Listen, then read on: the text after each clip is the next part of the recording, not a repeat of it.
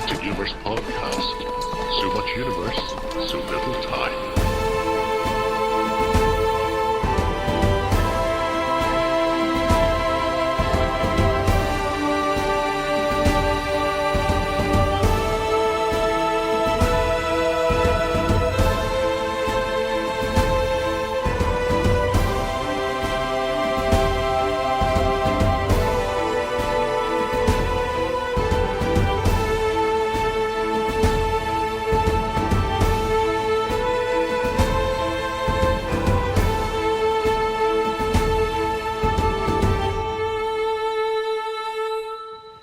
Hello, ladies and gentlemen, boys and girls. Welcome to a fantastically exciting episode of MUP Stories. We haven't had one in a while, and we've got something extra special for you this time. So, some of you might remember back in September there was a little event called Clash of Kings UK. Nearly 200 players. It was the biggest Mantic Kings of War event that's ever been held.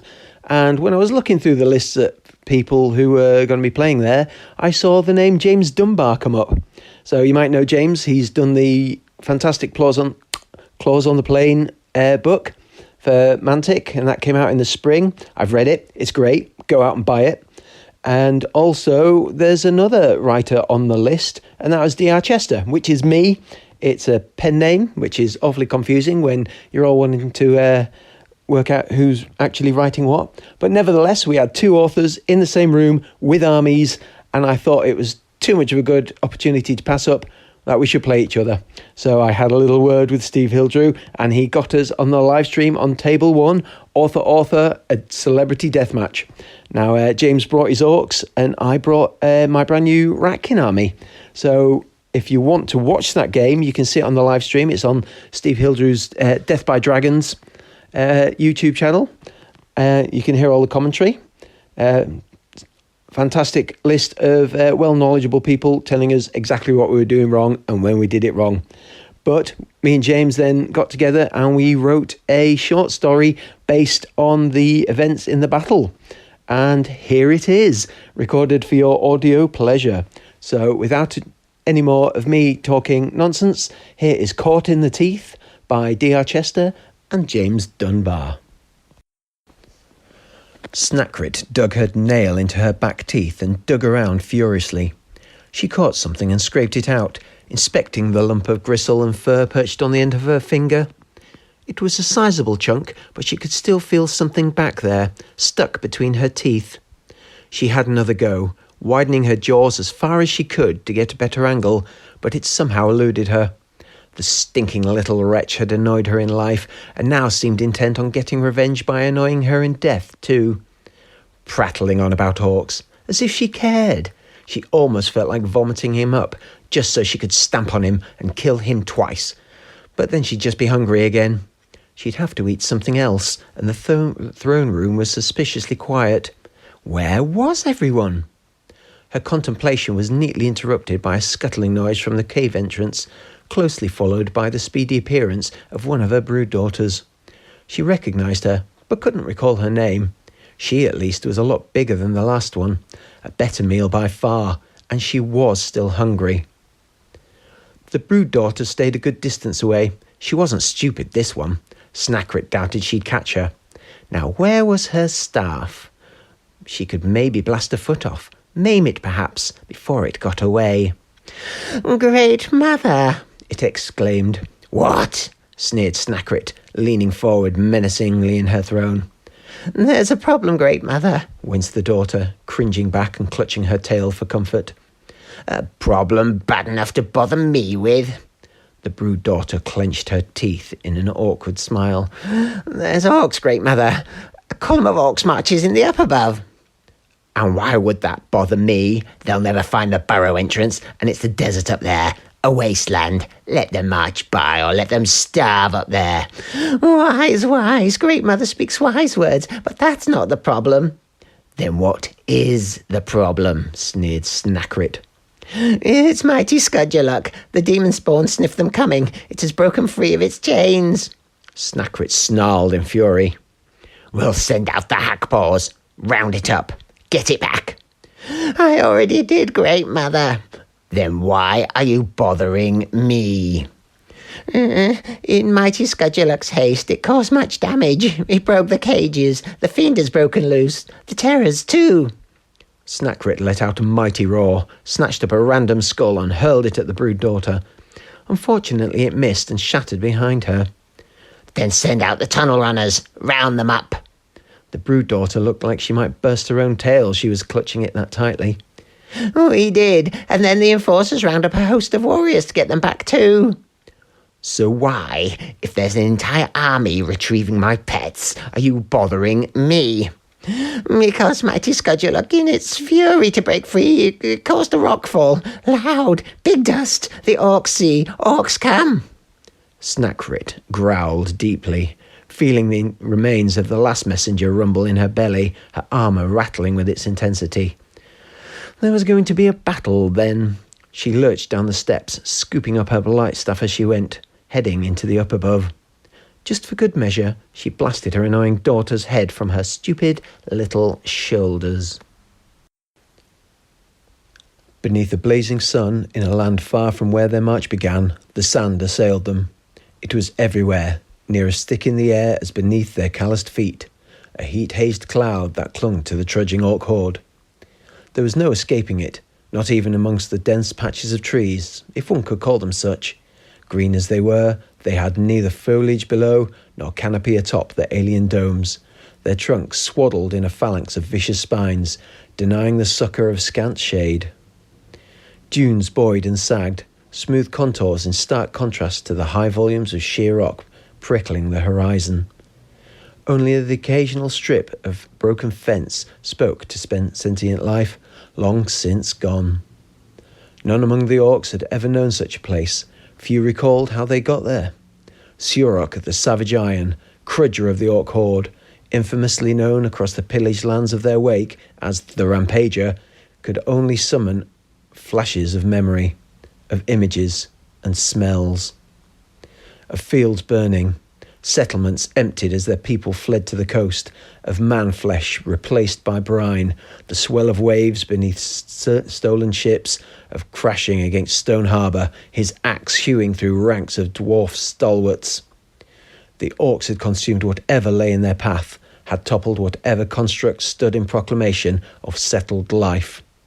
Then, some days passed, they had come to this emptiness. Not even the carrion birds had followed them. Nothing to eat, nothing to burn, nothing to... A movement caught the crudger's eye. He had heard a commotion this way, perhaps a landslide. It was not the first thing of note to happen in days, though he had expected to find little.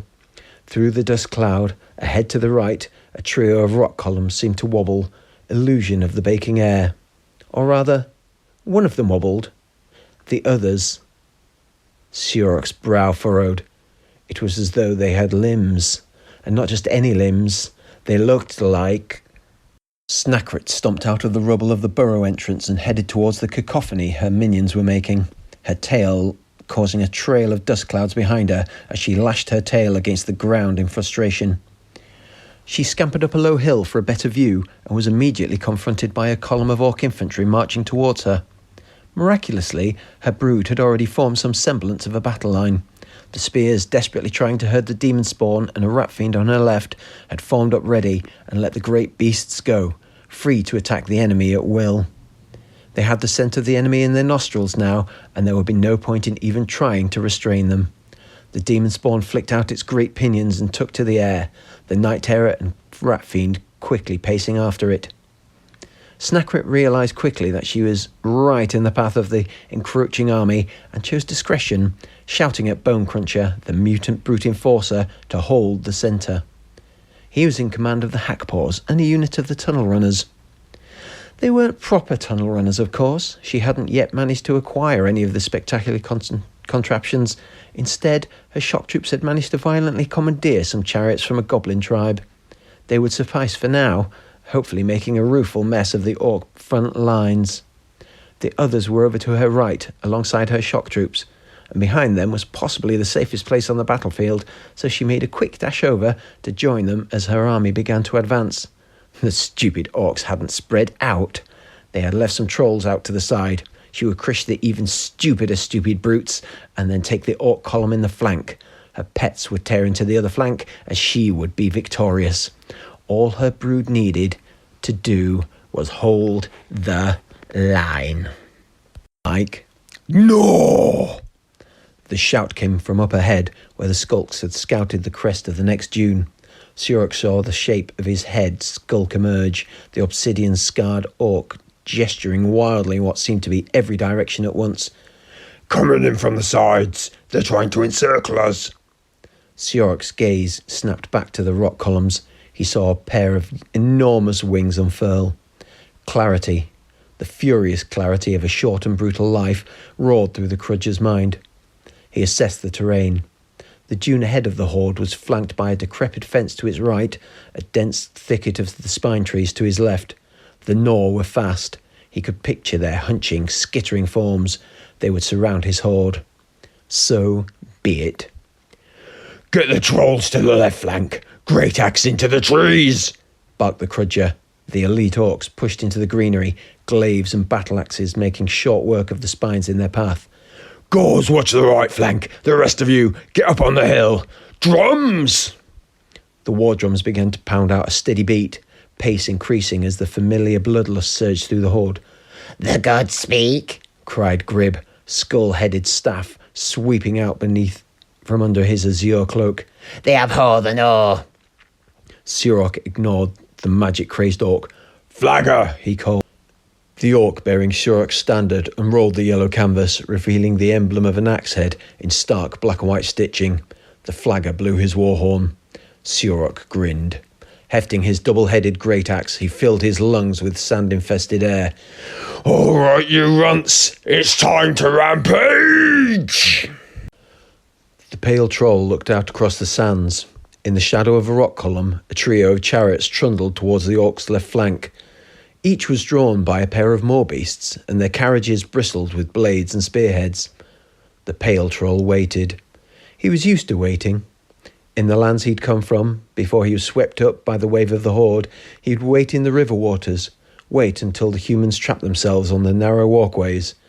Not for nothing did they call him the Goaksbridge Terror, although he wouldn't have recognised the name. He was simply the pale troll. He became aware of movement beside him. More trolls milled to his right, each the bright green of summer forest, clusters of diminutive orclings swarming around their feet. All four of the trolls were larger than him. In both size and aspect, the pale troll was a runt. Perhaps some of these four were even his siblings, but where once they had rejected him, now they followed. At a distance to be sure, but their crude instincts recognised the strength and cunning of the pale troll. Across the sands, the Nor riders whipped their moorbeasts onward. The pale troll stretched his spine, resting the heads of his twin clubs against his shoulders, and then, slowly, he began to walk forward. The trolls followed, matching his pace.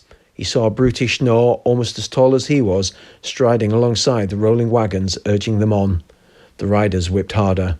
The moorbeasts lurched into a charge, the brute charging with them, and still the pale troll walked, posture unchanged. Just as the chariots closed to the final 24 or so yards, a veritable wave of small green figures swept out before the trolls, tiny voices spurting with mad and gleeful cries. The pale troll grinned. Orclings may be runts, but they were brave to the point of insanity. Scores died instantly as the chariots crashed home, bursting in little pops of dark blood across the sand. The rest followed quickly, savaged by the moorbeasts and parted by blades, but the charge slowed. They had blunted it. Raising his weapons, the pale troll gave a bellowing roar as he charged into the fray. It was going superbly. One of the brute enforcers had charged into the diminutive orclings that had stupidly stood in the front. They had cringed in horror as the brute roared and flexed his muscles, and the pathetic creatures ran between the troll's legs. The brute barreled after them and crashed into the trolls, flailing its axes. The tunnel-runner chariots beside it crushed the rest of the orclings, wheeling to take the trolls in the flank.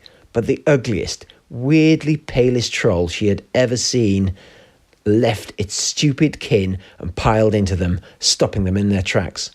She snarled at her shock troops to follow them. Soon her best would be in there, and the stupidest stupids would be mush on the ground. Or perhaps not. It was then she saw the huge mass of orcs tramping through the jungle. They were bigger than the others, a grizzled wall of hardened veterans. They spooked the night terror, which responded by screeching and launching itself at them. Stupid creature! It would undoubtedly die, but it was perhaps the distraction needed. She commanded her shock troops to follow it, and they obeyed her will. If anything could take out those big orcs, it would be them. As the night terror screeched its last, they crashed through the undergrowth and laid about. Through the dense terrain hampered their swings. As the charge faltered, 2 of their number flung forward a great pot of contagion, its virulent contents spilling forward and causing the orcs to falter, coughing and spluttering as the vile fumes filled their lungs. The orcs would learn not to mess with her. Farg, Miniax, so called for the collection of trophies strapped across him, watched from behind the horde as the enormous rat-winged demon soared up the orcs' right flank, held at distance by the threat of the orc cavalry. Not that such a thing would hold it off for long. Already Farg could see the monstrous gnaw assembling on that side of the field. One, a huge lumbering construct of flesh and teeth, the other smaller, but sleek and terrifyingly fast. The winged thing is going to get past them, said a voice to his left. Farg looked at Yellick, the big axe, whose name needed no accounting, and gave a grunt. She was right, of course. For all its size, the thing was too fast, too nimble to be caught by the gore-riding orcs. And sure enough, the demon rat bounded forward. The gore riders moved to meet it, but the demon gave a beat of its leathery wings and rose above the reach. With a panicked yell, the lead rider redirected the orcs into the next target, the sleek terror, which met them with a clash of tusk and claw. Gliding over the melee, the rat demon descended, preparing to push off in another bound, one that would take it directly into the rear of the horde. Farg glanced around at Yellick. They had both seen it, both had realised. It was going to land, however, briefly, and it was going to be in reach. Farg was a crusher. She'd earned that title in the crush. When the crudger died, or when he was too old to win the crush, odds were that one of them would replace him. But until then, not a shred of weakness could be shown. Only the strongest orc would lead. As one, the crushers made for the demon. As one, they tried to trip the other over. Farg won out, a staggered Yellick shouting, "You piece of sham!" as he bore on towards his goal. The timing of his charge was perfect, the terrain less so. Hidden from sight, a patch of quicksand caught the crusher's left foot. He pushed on, twin axes swinging out and in as the demon landed. The blows caught the huge leg on both sides. They glanced off harmlessly. Farg let out a wail of frustration, and with a laugh like thunder, the demon leapt over him and away. Bolum the obsidian-scarred ducked and weaved in the melee. Nor warriors, mounted on fierce moor-beasts, had charged in with lightning speed up the dune. The skulks had caught them with a volley of arrows, however, and the resulting disorder favoured the orc skirmishers. A Nor rider lunged with his spear. Bolum lurched aside and loosed an arrow down the moor-beast's gullet. The mount collapsed forward, rider tumbling into the waiting dagger of another skulk. Courage broken, the remaining Nor riders turned their mounts and fled. "Hold there," he growled. The skulks reformed their position on the high ground, and Borlam took the opportunity to assess the field. Ahead of him, a group of Nor chariots loitered at a distance, while from the right of them a throng of infantry approached, some more eagerly than others. As expected, the Nor were encircling the orc horde, waiting for their moment to strike. He looked left.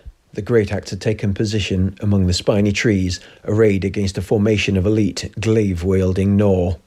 Both sides had held their position, each preferring to give a countercharge than to make the initial hindered strike across the terrain. "There!" Bollam yelled, pointing to the armoured Nor. The skulks loosed a volley into the tightly ordered warriors, producing squeals of pain.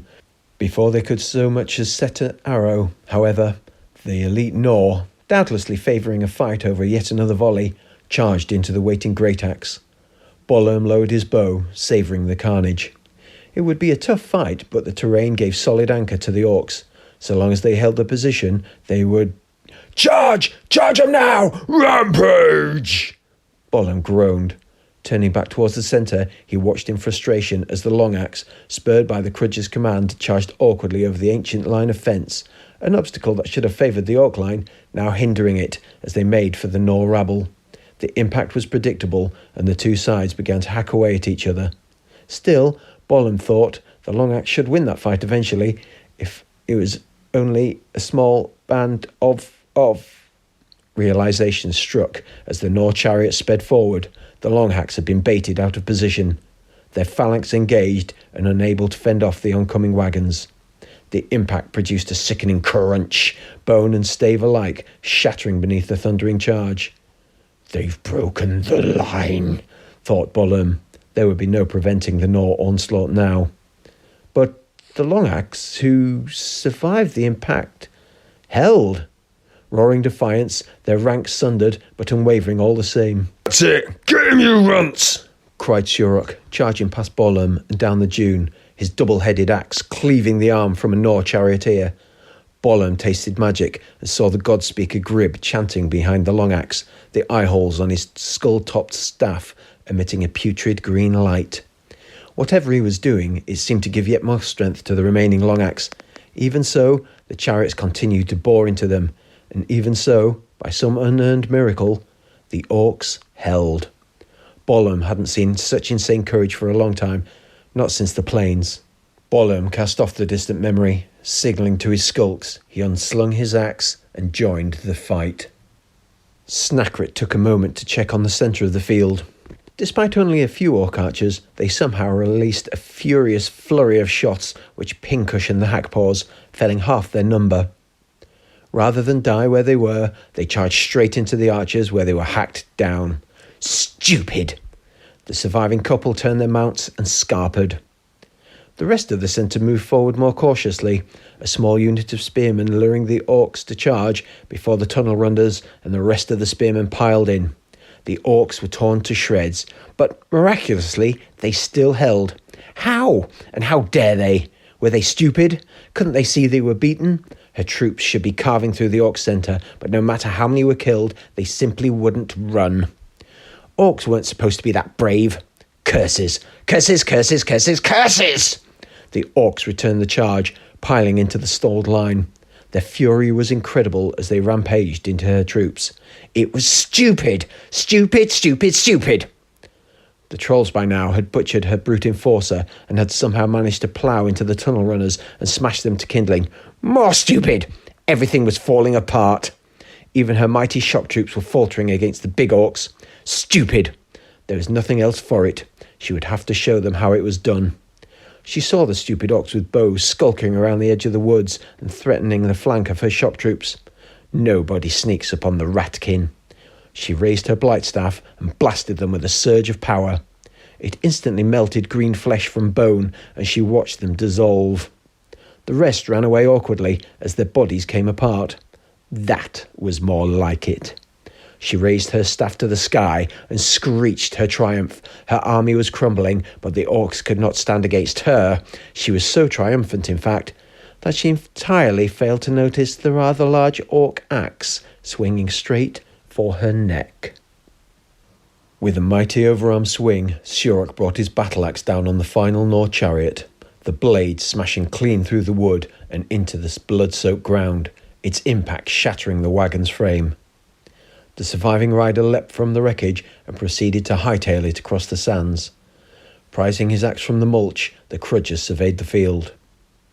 The ranks of great axe were circling back towards the central dune from a victory on the left flank, trolls stomping along behind them. Around them, the long axe lay dead or dying, having fought to the very last Orc. Beyond, his axe cut down the fleeing Nor infantry in droves, spurred by the beat of the surviving drum. Only the twin rat titans remained. Already, Shurok could sense the winged one's hesitation. It had crushed scores of Orcs, but even with the aid of its monstrous underling, it could not hope to chase the rest of Shurok's army from the field. He met the rat demon's gaze, exchanging in a look of purest hatred. And then it turned, a sweep of its wings bearing it away. Battle-axe raised overhead, Shurok the Savage Iron roared in triumph. His orcs would feast, would be renewed of flesh and spirit. They would press on, and his rampage would be without end.